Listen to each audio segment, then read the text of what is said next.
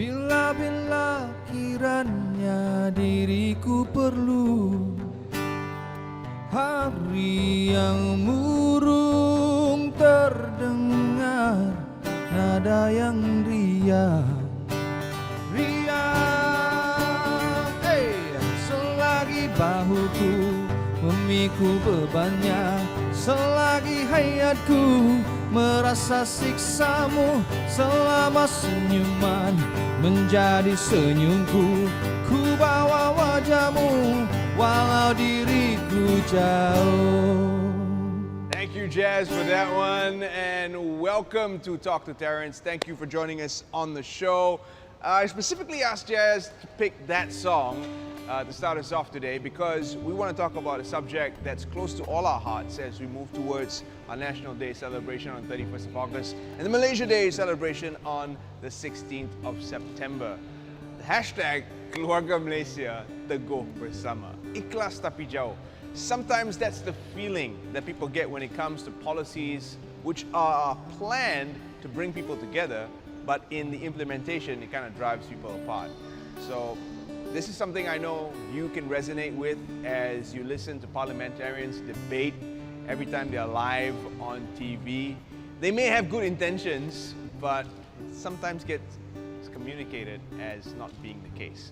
So we're going to find out what the crux of the matter is and how we can bring each other closer together. We're going to talk to a politician. We're going to talk to a businessman. We're going to talk to someone in the arts and entertainment scene. We're going to bring all these facets of life together on our topic on racial unity. Don't go anywhere. Talk to Terrence. We'll be right back.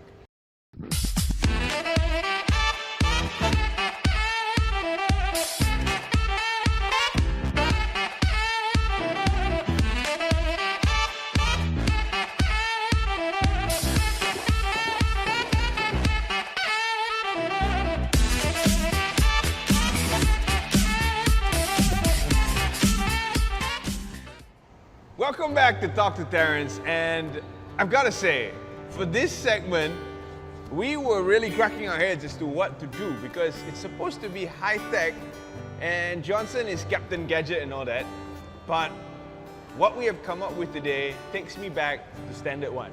Johnson, what's up, man? What's up with all this? Oh, we're going to do some art classes today. Yeah. No, we're not trying to take over Art Attack Malaysia. Brother Nas, don't worry, that's your show. Yeah. No lah, you call us and say that, you know, it's going to be Merdeka soon and let's do a DIY. Yes. And talking about DIY, right, what's the most common name around here, right? So I was searching online and I saw a very nice blog from Mr. DIY, how to make this windmill from just normal stationaries. All right. So along the way over here, I stopped by Mr. DIY and then I got some of the stuff, everything from there, and we're going to make this craft today here live on this show. Oh boy. Okay, if my art teacher in Standard 1 is watching, or in fact, if my art teacher at any point in my life is watching, you know how this is going to turn out. But Johnson is the expert, okay? So if anything goes wrong, it's his fault. Yeah, actually I'm not too good as well, so okay, let's try lah. So first of all, A4 paper. Okay, oh boy. Very simple. You're going to measure 2 cm each and then draw lines. We must have like easily like 13, 14 lines. Can you do that? I would try my best. All right, draw lines. Draw lines like this. Don't worry lah, I already completed for you. Oh yeah. Okay, so we have to. I love you lah. If I can kiss you on air, I will kiss you on air. But I wish, more importantly, I could transport you back in time and have you sit next to me in Standard 1. So anyway, yeah, for the interest of time as well. So actually, you know why we are doing all these lines? Yeah, because of Bendera Malaysia, Kinda right? guess that. Yeah, so now what you're going to do is you're going to start coloring it using that red marker. Okay. Yeah, red, white, red, white, red, white, all right? That's pretty simple. Yeah. Let's get to doing this. So basically, yeah, by doing that, after that, when we do our windmill, then we'll be able to see the motif like our flag, yeah, on the windmill itself, right? So, yep. See, I color. I'm nice. doing the work. It's supposed to be therapeutic, right? Is it? I don't know. Don't worry, I also completed this If part. Jazz is laughing, Looks like stressful. I also completed this part for you because this is sort of like the easy part, okay, but it's time consuming, that's all. All right, great. All right. So thank you, Johnson. Okay. You are amazing, man. So, yep. So at home, this is what you're going to do, right? So first of all, make sure that there's 2 cm lines, right? And after that, color it red, white, red, white, red, white like this. All right. Then after that, what you do is you're actually cutting it square out, okay? Right. To make sure that you can cut it square, okay, one simple tip is you fold it, okay, like this. Okay.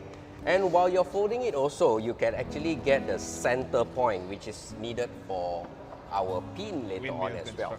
Right? Okay. So now after you fold it, this is the extra part. You cut it off. Then after you cut it off, I've also completed the next part, right? Who did you subcontract all this work out to? No lah, I did it just now lah. Okay, that's why you see it's a bit of a rush job. If not, it's very nice. Okay. So after you're done here, you also have to paint another color of our Malaysian flag, which is blue. So I did it behind like this. Nice. It's using crayon. You know, it's actually for artistic purposes. That's why it's like that. Okay, artistic purposes. I wasn't very good with crayons either, so it's a good thing you didn't ask me to help you out with that. No lah, sometimes I really hate this crayon because it gets all over the place. Right, but you know, it's a beautiful medium nevertheless. Okay. So now with this done, we can go to the next segment, which is more interesting, right? I love this arts and crafts session because I'm not doing anything.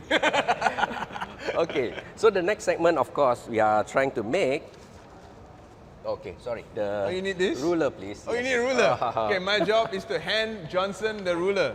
Task completed. Okay, so just now I said one of the tip is we can actually fold it, right?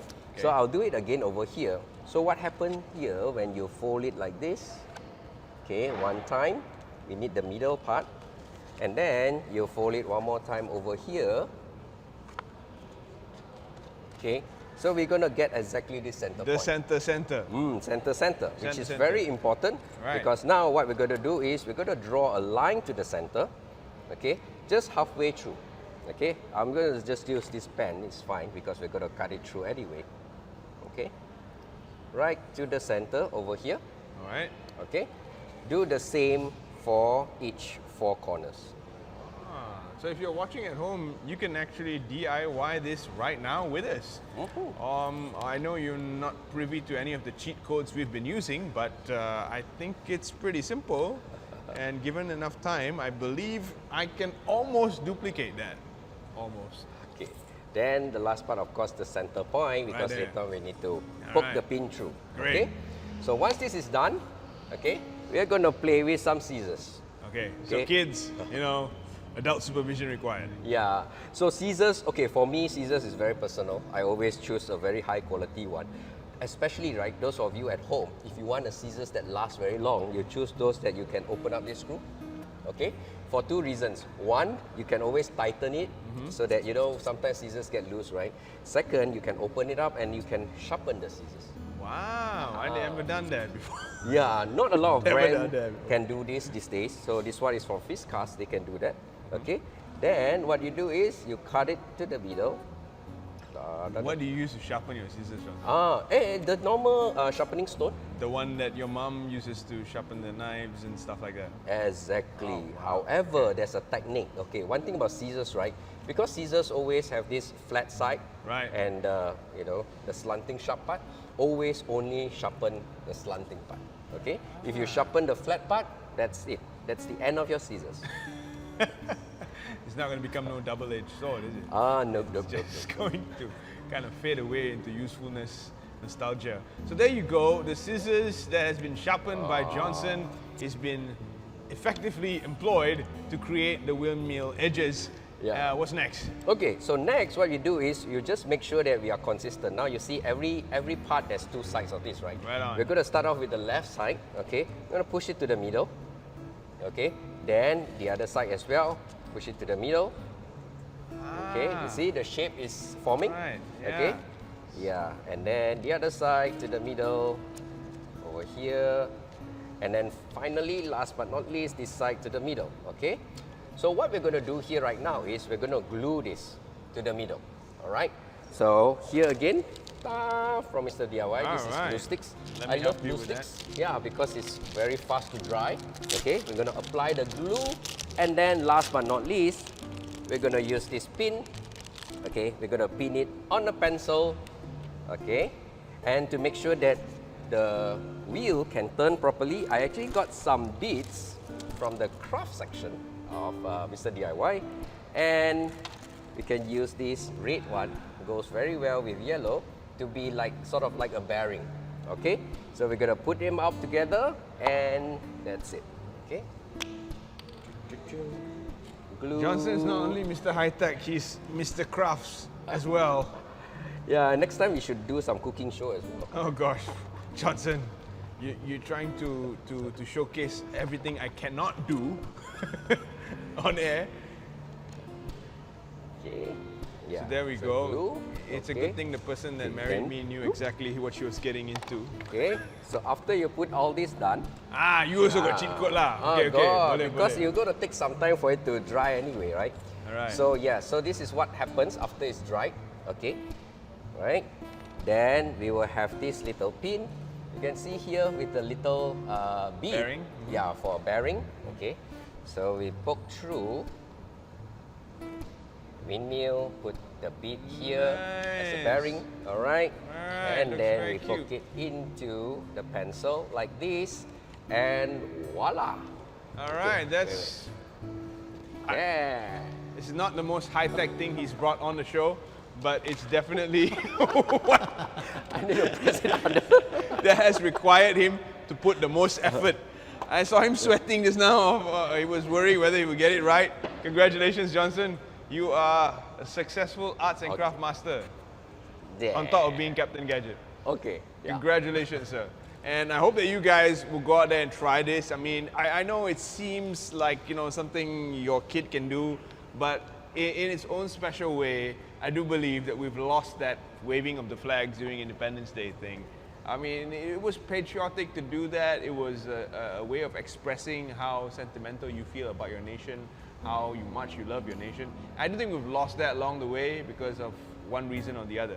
So I hope this is something you can do with your kid at home, one for each kid in the household, and mom and dad, you can play along as well and help keep that national pride in your family riding sky high. Fly your Jello Gemilang during this National Day period. We'll be back to talk about a very important topic that keeps us all glued together. It's not sticky glue, it's racial unity. We'll be back right after this.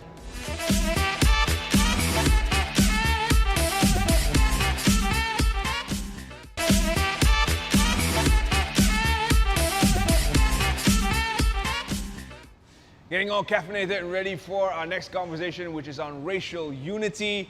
And I get my cup of Jello here at Gloria Jeans. We thank them, of course, and Pernas for having us here today.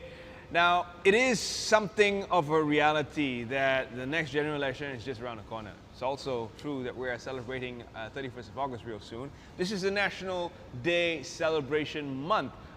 Well, if you call it that, because we're going to celebrate our unity as a nation all the way up to the 16th of September. So it's always around this time of the year that issues around race, religion kind of pop up. They get overhyped, blown out of proportion. And the people that often suffer the brunt are individuals, everyday Malaysians who really don't want anything more than to lead peaceful, happy, productive lives. So let's talk about racial unity and how we can build on what's already been constructed as we move forward into the future. Please welcome my first guest, Tuan GHULAM MUSZAFFAR, GHULAM MUSTAKIM. You're the meaning in my life. You're the inspiration. Bring feeling to my life.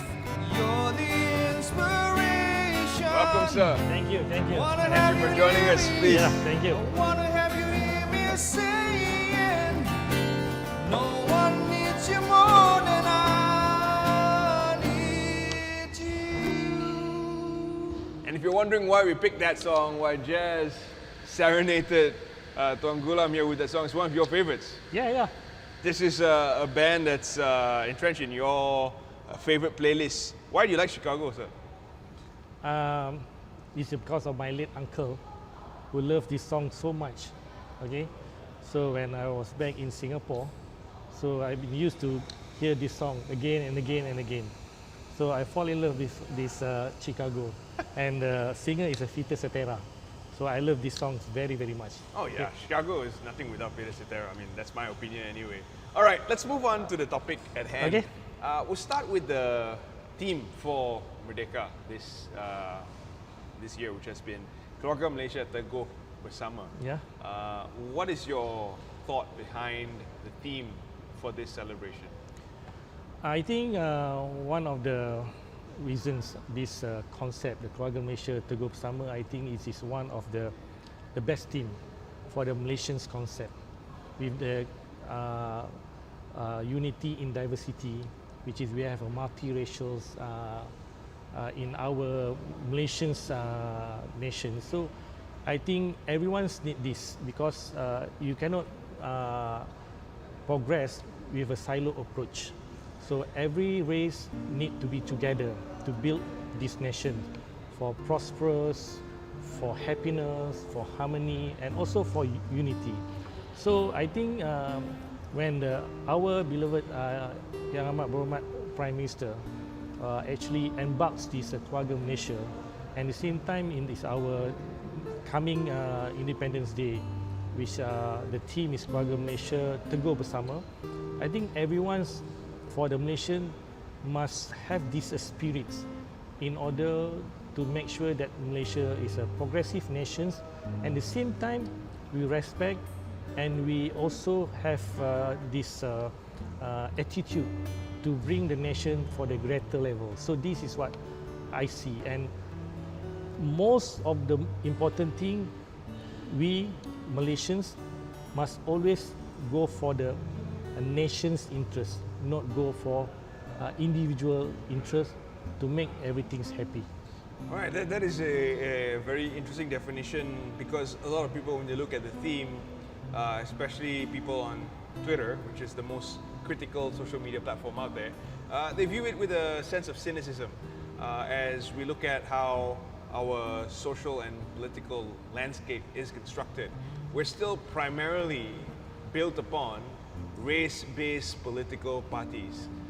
Do you believe this is the way to go? I mean, we are Keluarga Malaysia Teguh Bersama, we are talking about unity and how we're stronger together, but yet, from a political point of view, we're still race-based, divided in that sense. Okay, Terrence, my personal opinions, okay, race-based party versus multiracial based party. So this is two different concepts, but you must remember the history. I mean, this actually been introduced by our forefather during the independence time.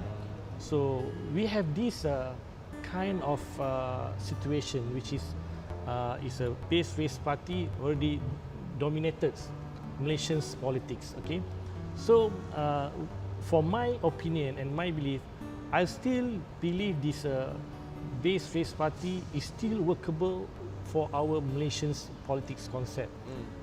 Why? Because the Malaysian itself, they cannot accept, and they are very sensitive to have this multiracial based party which is not aligned to their livelihoods. So this is something that very crucial, and as my opinion, my personal opinion, you must foresee that base race party, which is like my party, UMNO for instance, but when they talk about their own kind struggle, their own kind interest, their own kind benefits, okay, so they talk in their own forums, and also for another party, MCA, MIC, and in fact, if you go opposition's party also, they also talk about their own kind,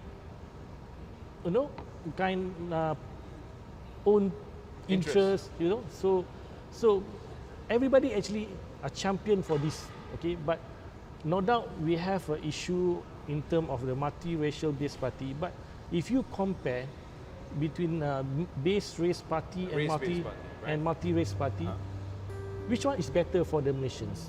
I think for me, my personal opinion, is still base race party is still workable in this coming 50 or 100 years for the Malaysians people. So you believe it's a solution moving forward.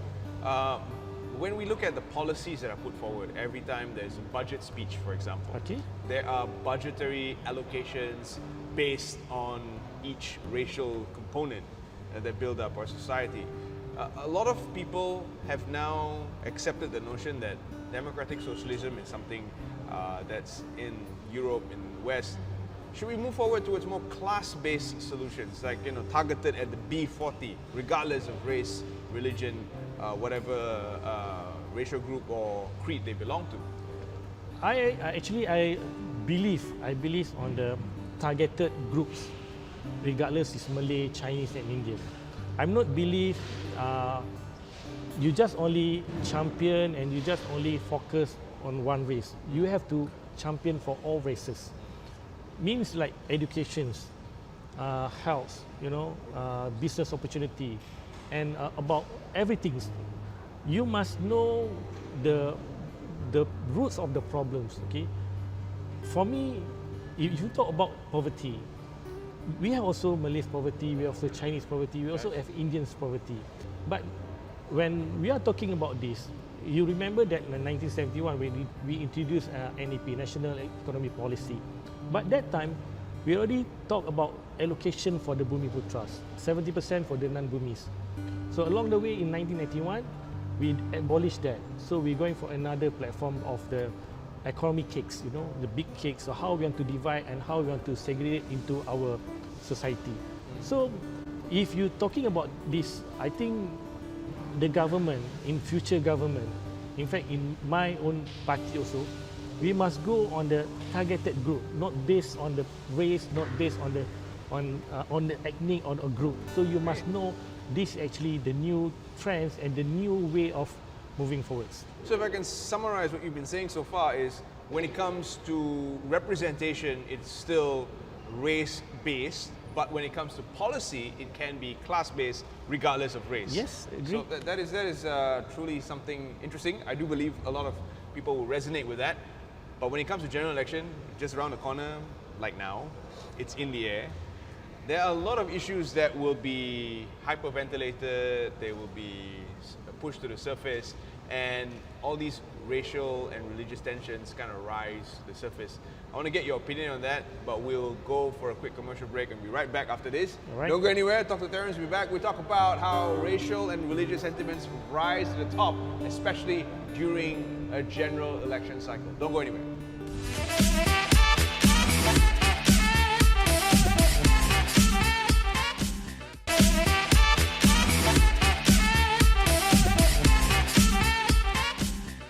Welcome back to Dr. Terrence. Now, when we left you, we were about to answer the penultimate question everyone's normally asking. Why is it that during a general election cycle, during Independence Day, just around the corner, things seem to get a little ugly in that race and religion become a hotbed of topics and talking points? Bang GHULAM, can you help us answer why? Why do these things always happen? I believe this is very easy because you play sentiments. Malaysians is very easy when you talk about these two issues, racial and also religions. Okay, and this is a very sensitive issue for our Malaysians. Okay, and everyone's to get votes. I mean, to close to the voters. They use this issue to attract them, to get them in. They are more actually more champions, okay, for that kinds of issue for their race, okay, and we are actually being segregated by this sentiment from day one in our independence, for the first day of our elections until now. We are actually been sell and been introduced this is part of the campaigning tools. So which I personally not agree. Right. Moving forward, we cannot have this kind of issue anymore, because what I see, what I want for our better Malaysians, so we want people talk about educations, talk about business, economies, welfare, affordable house. So this is actually the things that are more fundamental. I don't want that this racial and religious issue to be a campaign tool for our GE15. Okay? All right, I'm looking forward to more parties taking you up on that and actually practicing exactly that. Remove race, religion from your campaign agenda, but nevertheless, we do have a party that's solely based on religion. So I don't know how far they're going to hear your clarion call, but you did touch on business. So let's find out if we can bridge the gap from a business point of view. We have the president of the Kuala Lumpur and Selangor Indian Chamber of Commerce and Industry joining us. Please welcome my next guest, NIVAS RAGAVAN.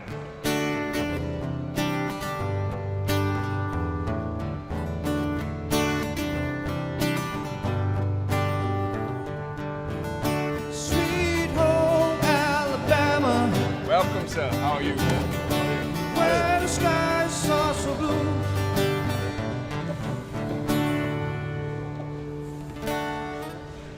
Little Sweet Home Alabama for you, sir. Thank you for the music. Welcome to the show. So we are talking about racial unity, and I want to look at it from your angle, the business world. Sure. How do you see unity amongst the races in terms of business? Of course, you represent the Indian Chamber of Commerce and Industry. So talk to us about your own experiences and how you see us being united or otherwise. Well, thank you, Terrence. I believe from your question, from the standpoint of the business community, I think in the business world, I think we are competitive and also we are friendlier to each other. But the only thing is now that something that is very that polarize the unity among the community is always from a different point of view, especially the politics side. You know, from the unity of the business community, I think we are working closely hand in hand, not only within Malaysians but internationally. So there is no racial disunity among the businesses. Probably there are one or two small situations which marginalizes certain part of the community, but then I think as an overall perspective, I think business community today is competitively actually engaging with each other. Is the playing field level from the terms of business participation, access to funding, and access to opportunities? Yeah, well, talking about access to opportunities first. If you notice in Malaysia, it is a slightly unique country where opportunities are available everywhere, but on the government perspective in the contracts especially, it is only allocated for one particular race, and on majority it is allocated to one particular race, like some local authority, I wouldn't want to name them, but if you notice that all the contracts from G1 to G7 contracts are only allocated to one particular race. We are trying to tell the government, let's open on a meritocracy basis and let's engage with each other in the business community to bid and get the contracts competitively. However, I think this is basically one of the national economic policies agenda, which was initiated in 1971. The intention was to eradicate poverty regardless of races, and also to accelerate social restructuring to actually reduce or eliminate race identification through economic function. But then, today we are 50 years down the road, the competitiveness is there among businesses in the private sector, but in the government sector, the opportunities that you were saying was not very competitive, you see. So that's where we need to actually make it competitive and level playing field there. Number two is the access to financing. I think financings are provided by all the private banks and development financial institutions. I think there it's based on requirements. So if you meet the requirements, anybody, either you are A race, B race or C race, you get access to financing if you comply to the requirements. There is no bias or some kind of special allocation there. However, I think the government, through its initiative through NEC and thereafter National Development Policy in 1991, have looked at increasing the equity of Bumiputra from 10 then to 30%, but today it's still at 17%. Probably to increase further to 30% from 17%, the government is looking at creating a special allocation for the Bumiputra community to boost their businesses, because they are 70% of this country population, is it? So they need to ensure that they have 30% of the equity, corporate equity ship in the country. So that is the reason the government is having special allocation. But we understand that. But in the financing side, I think opportunities are actually based on meritocracy. Great. So I'm going to get Tuan Gulam to respond to that shortly, but before he does, I want to ask you something specific to the Indian community. Now, traditionally, the Chinese have had kongsis, which are family-based trust, Tan Kongsi, Ku Kongsis, and these kongsis have actually helped spur businesses within their community. And this was historically true, which is why the Chinese communities have never really fully needed to rely on any sort of government support. But for the Indian communities, in the first place, when Indians in the largest group were brought over from India by the British, there were very few merchant class individuals that came along. So they did not get to establish those kongsis in the same way the Chinese community did. What is lacking today is probably the backlog of what was going on back then. How has the Indian community risen to the challenge? What is still needed to help build the Indian community in terms of business and giving the Indian community that much needed edge, because poverty is disproportionately higher in the Indian community? Well, I would like to differ here because of course, the Indian community was brought in as a plantation worker then in hundreds over years ago in the rubber sector and also the other plantation sector, comparatively to the Chinese community that came as a merchant and traders from China back then. And tin miners. Yeah, in tin mines. So we were placed in estates. You know, when there was a development of the estate, the restructuring and relocation process was not done according to the national economic policy or national development policy. So we were just scattered. So that's where you see today the rampant hike or increase in the crime activities among the Indians, which are the least in Malaysia, which is 6.7%, are the highest. So that clearly indicates there was no proper policy on socio-economic restructuring policy for the Indian community. So today, the government through the Malaysian Indian Blueprint or Plan Tindakan Masyarakat India has actually outlined a very beautiful roadmap for 10 years, 5 years and 3 years for the Indian community, where they are looking at uplifting socially and economically, educationally and also in other areas for the Indian community to ensure that we meet the corporate equity shift, we meet the socio-economic upbringing in the community, and also we meet the education upliftment among our community. So the government has a proper roadmap. The only thing that is distorted or disrupted was the previous government in 2017 that launched this under the Prime Minister Dato Sri Najib, whom lost in the election in 2018. The whole blueprint was actually not carried forward smoothly, I would say. And then there is multiple government change, and only recently the Prime Minister Ismail Sabri in December said that he will ensure that this Malaysian Indian blueprint is put into action.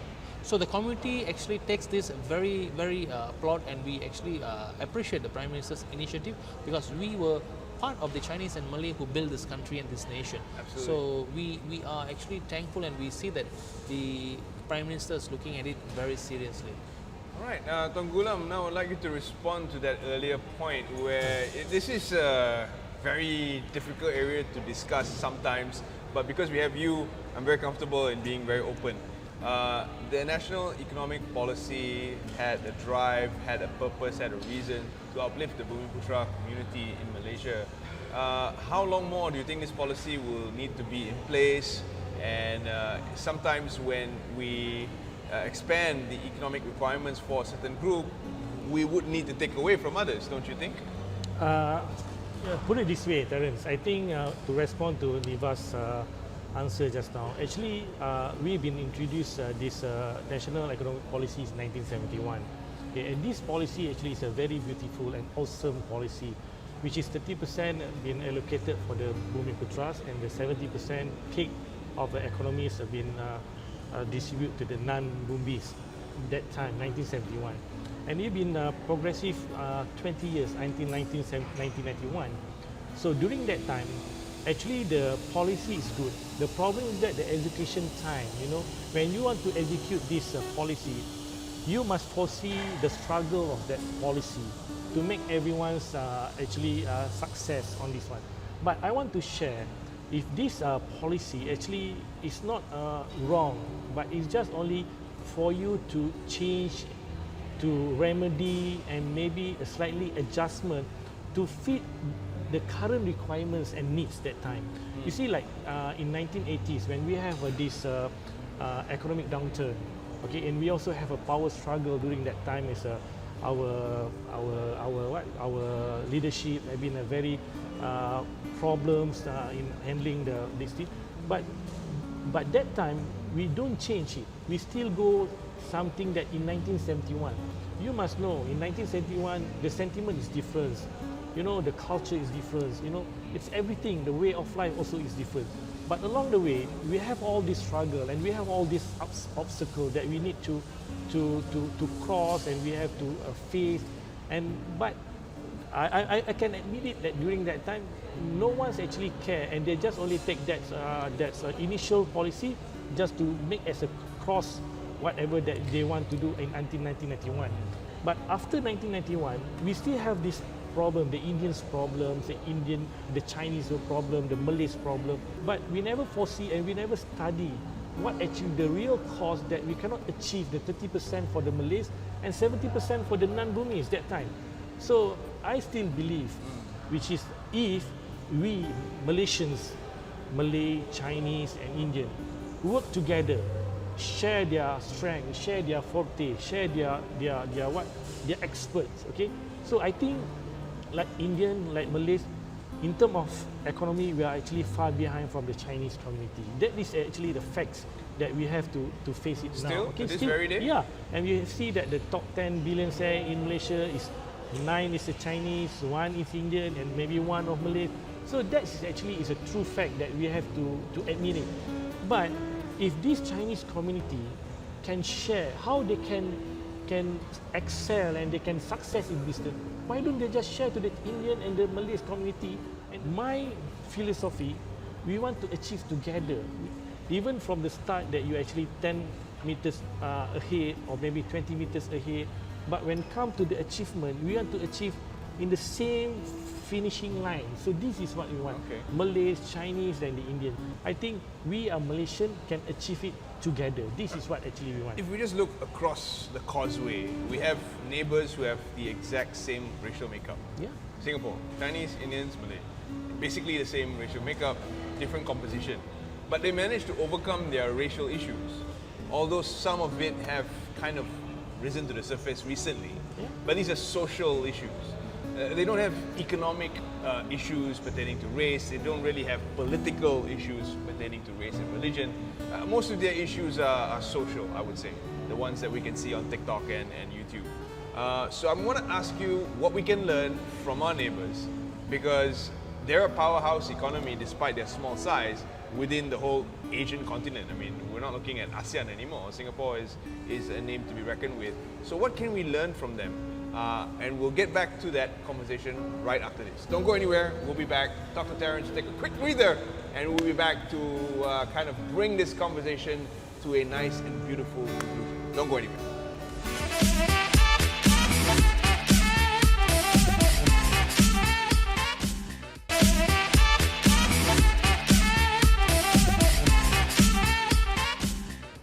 Welcome back to Talk to Terrence. Now, when we left off, we're asking our two guests about what they think we can learn from our southern neighbors, in that they've come together to such a degree, they're powerhouses economically. They may have some issues with race and religion on a social level, but on a political and economic level, I think they've perhaps solved them. What can we learn from Singapore, Tanggula? We can learn about their approach in terms of distributing wealth, you know. So Malaysian can emulate and maybe can make as a Singapore as an example, based on what NIVAS mentioned just now, based on the meritocracy. Right. Okay, this is actually the key elements. Okay, we cannot go something racial, something colors for you to distribute wealth. You know, so you must have a fair treatment for every races. Okay, because now we are actually heading for Malaysians. We're not saying about Malays, Chinese and Indian. So this is what when the founders of the Singapore, the late of Lee Kuan Yew, when he developed Singapore, he developed as a Singaporeans. He not developed as a Chinese. He's not developed as a Malays. Even we have a minority in Singapore. Malays is minority and the majority is a Chinese. But Lee Kuan Yew foresee we must build Singapore under Singaporeans Beautiful. flags. You know, Nivas, this is can you add to that? What can we learn from Singapore? Well, as what my good friend here says, that we should look at Malaysians as Malaysian rather than Indian Malay Chinese. That's what Keluarga Malaysia is all about, as propagated by the Prime Minister, and also the previous Prime Minister said one Malaysia. So in Singapore, meritocracy prevailed. In Malaysia, we have meritocracy, but not across board for all the opportunities, you know. So we respect that there is Article 153 or 143, if I'm mistaken, that preserve the rights of the Malays and the special powers of the kings. But then what we are looking forward for is the rights of other races shall be preserved and also upheld. So that is what we are looking at. So I think we are moving the right direction where the people are actually united. Sometimes the minds are disturbed, but then I think overall perspective, if we look at things from Malaysian perspective, I think all the races will get equal opportunities, distribution of wealth, equal opportunities, and access to every available needs of the community. If there is a need-based policy, I think every race, every ethnicity will gain from it. We've talked about politics, we've talked about business. Time to bring this show to an artistic conclusion with somebody from the arts. A new movie is out, Kalau Nak Kahwin. Let's speak to CHELSIA. 'Cause I don't wanna be alone. Oh, oh, living life on my own. I don't wanna live my life in isolation, filled with empty declarations. 'Cause I wanna be with people that I don't Welcome! Welcome! How you doing, old buddy? Good. Nice meeting all of you. Thanks for having me, Terrence. I've seen it all before because the only thing I really want Is it what? is to be with you. Only you do it the way it should be done. That was Thank you. her debut single. Oh, okay. Yes. How did you my feel walking into that, by the way? My debut. It's nostalgic. Yeah, you know Douglas Lim, right? Douglas Lim wrote the song, and we sang the song together. And when he first started doing stand-up comedy, he would enter with this song. Yes, you would. I remember. So it made me feel like Douglas Lim for a second there. So let's fast forward to 2022. You've got a new movie out called Kalau Nak Kahwin. Yes, Kalau Nak Kahwin. Yes. What's that all about? It's a movie that I think a lot of Malaysians would relate to because it's a satirical comedy. Thank you. And it talks about this girl, my character Hani's best friend Munira, who's getting married, and the whole kampong, the whole flats area, they're preparing for the wedding. But tak ada air. Aduh. So we can all relate to that. Tak ada air. So one after another lah. The main thing is tak ada air lah. And it's fun. It's very muhibah, and it's very rarely do I get to do something as fun as that. I had so much fun with the crew and the cast, and everybody feels the same way, and we cannot wait for everyone to see it. So it's already out in cinemas. I know you guys are going to enjoy it. If you haven't watched it, go catch it. So let's come back to talking about it's not racial unity, because that's the main subject of conversation right now. And your movie encapsulates that by embracing the Muhibah concept, the Keluarga Malaysia concept. Let's talk about another movie, Tuan GHULAM. I know you were dreading answering this. Mat Kilau is grossed 90 million in the box office, but it stirred up some controversy. Could you respond to that? I know what's the controversy I'm talking about, you know. So, but my perspective, I think we cannot be too emotional with the certain scene that relates to the another ways, you know. I agree that maybe it's not to show extreme which is related to another race, but for me, we must a bit sensitive, you know. We have to, because after all this is a history. But as for me, if you want to debate on this issue, I think you must more something that a closed door. And if you not agree on the what shown into the public in the cinema, so maybe you can have a closed door discussion saying that you are not agree on this. Maybe one. also there should be a more diverse crew or a more diverse production team, to help you massage those sensitivities. Like when you made Kalau Nak Kawin, that was a pretty diverse group of production crew on set, right? Yeah. Yes. So did you see any instances of where, you know, someone would call out like, oh, this one, I think it's a bit sensitive, maybe we should change the scene? With regards to that question, I also recently, it's also coming out on Astro First. The movie's not coming out in the cinemas, by the way. It's Pawagam Rumah Anda. Pawagam Rumah Anda, okay. So it's on Boleh lah. Astro, coming out. And this other movie is called Hantu Cina versus Budak Flat. Wow. So guess who the Hantu Cina is? Oh boy.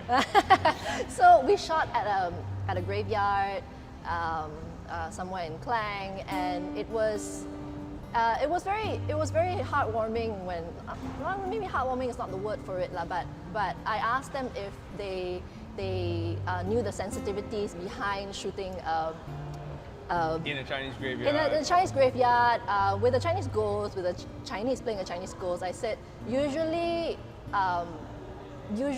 after the shoot, the actor will get an ang pao to kind of like, you know, Compensate for time spent in a grave. no, like to just, it's a pantang thing lah. Right. So you give ang pao to say, okay, good luck to you.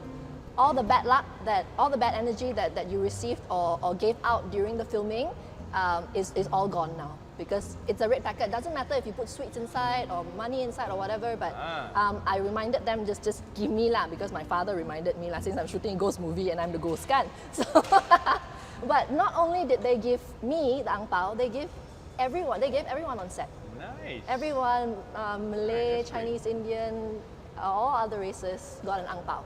So I think that's the And benefit. it was really nice. It was really nice for everyone, because it's something. They also said that it was something new that they never knew.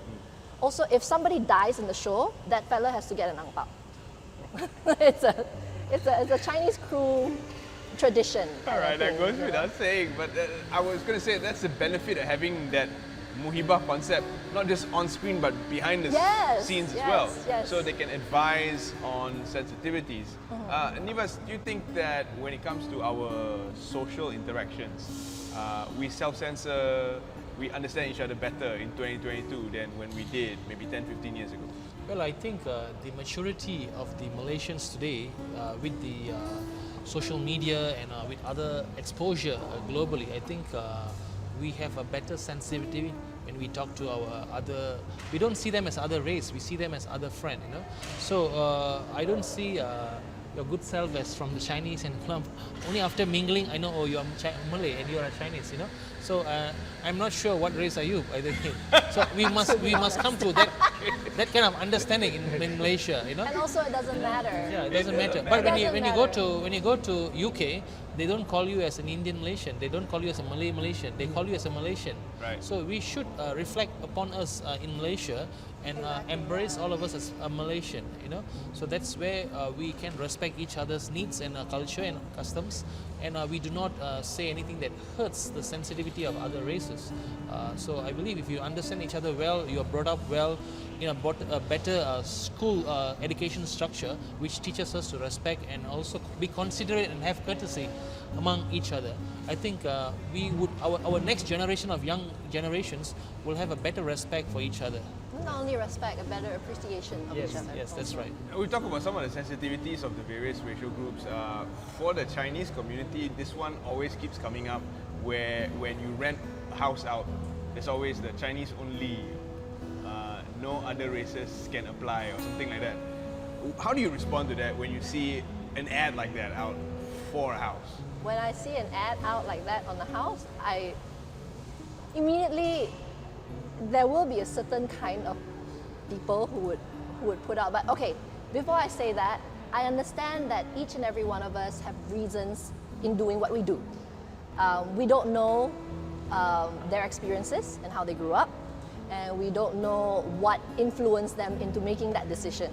Okay, so that bias is what I'm going to say is that whenever I see something like that, I will never call that number.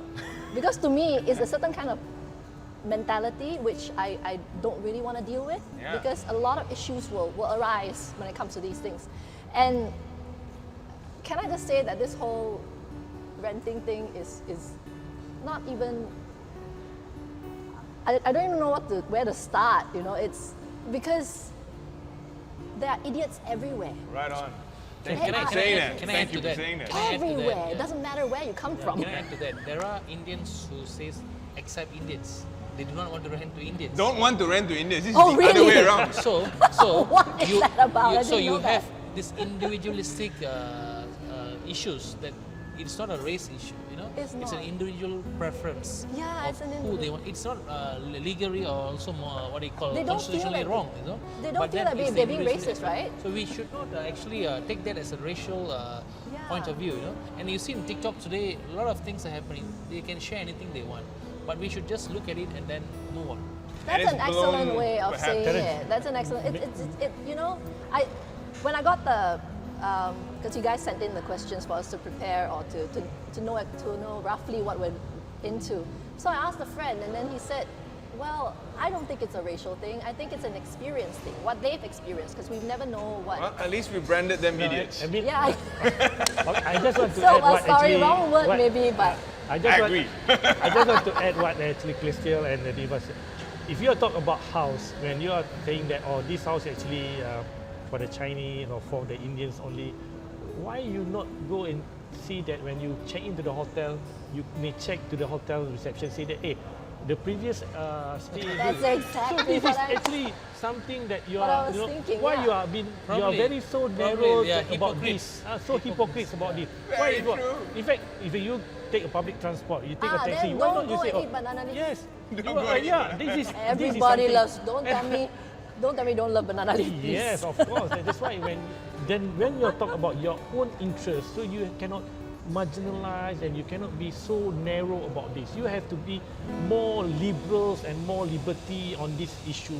The So- sad thing is, we are just getting warmed up, but we've already come to the end of the show. So I have to wrap things up by asking you all for a Merdeka message, because we're heading towards the 31st of August, and a Malaysia Day message for the 16th of September. We'll start with Chelsea. Malaysia Day message. We all love Malaysia for many reasons. Just whenever we have things that cross our way, that annoy us, that rattles that love for our country, just remember why we love our country so much. Be it nasi lemak, be it banana leaf rice, it's always the food. Yong Tau Fu, Yong Tau Fu. Kway Oh Teow. my goodness. But for me, it's nasi lemak lah. Oh, you nasi lemak. For me, it's nasi lemak. So Alright. remember the good things. Remember, I think the problem with not just Malaysians but people in general is that we spend too much time on social media. Social media is great to broaden our mindset and all that, but also it is a cesspool of negativity. And with disagree with behind that mask, behind that shield, people say anything they want to without any consequences. So I suppose less social media and more just going out there and being nice to everyone. Right. Because people are good. Don't get your Malaysianism from social media. Yes. Nivas. Well, I've been around for 40 years. I hope for the next 40 years, I want to see a better Malaysia for Malaysians. And I think as what I envision, we should look at everyone as Malaysian. And there won't be any talking about Chinese, Malay or Indian. And now we should talk about Malaysians issue. Must be a need-based policy rather than race-based policy. So the government should move in that direction. Fantastic. Tuan Gulam. I believe actually we have a very beautiful country with the concept of unity in diversity. We should protect each other. So Malays protect Chinese, Chinese protect Indian, Indian protects Malays, Malays protect Indian. This is what we are Malaysians, you know.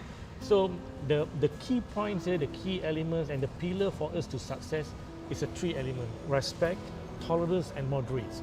So Great. if you can put this in one basket, that we can bring Malaysia to the greater level. So I think this is what we can see another 40, 50 or 100 years even, that the Malaysian can live harmony, peacefully and make our country progress well. This is what we want and this is what all about Malaysians. Malaysian have been an eye-opener for the whole world that we are actually, it's a very, very good country with a full of ethnicity, with a full of the cultures, but we can live it peacefully and harmony. This is what we want. I think that encapsulates everything that we've been trying to say, despite, of course, certain pitfalls that we may have experienced as a country along the way. Keluarga Malaysia Teguh Bersama Bersama. is the National Day theme for this year.